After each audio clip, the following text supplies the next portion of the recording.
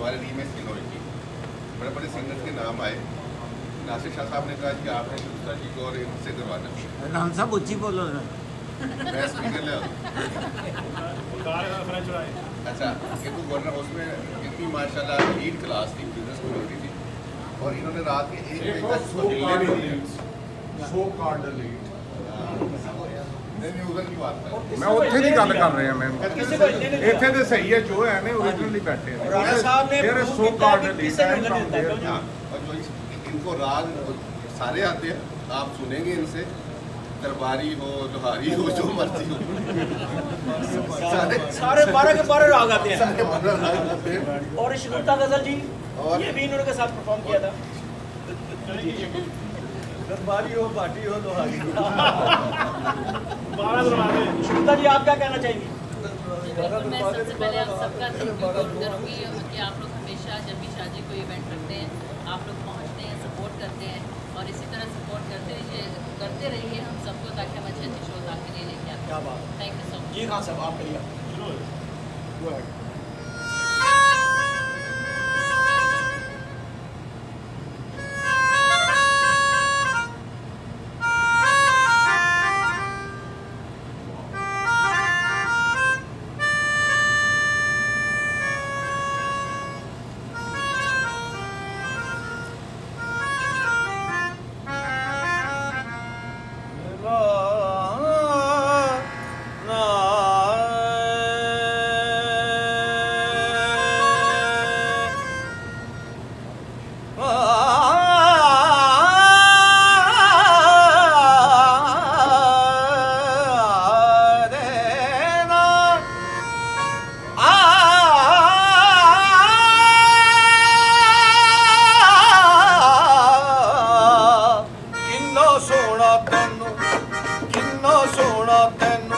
रब ने बनाया, कितना सोना तैनू रब ने बनाया, जी करे बेखुदार कितना सोना तैनू रब ने बनाया।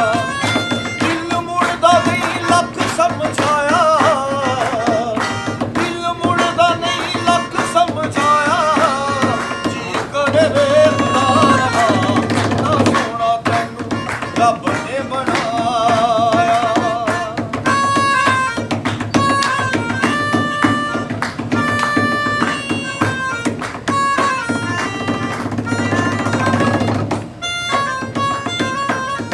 दिल विच तेरा प्यार वसा के देखी जावा कोल बिठा के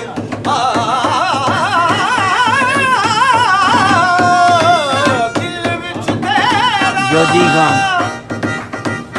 सारे गारे सारे गा पा गा रे सारे गा पा धा पा गा रे सारे गा पा धा पा गा रे सारे गा रे गा पा गा पा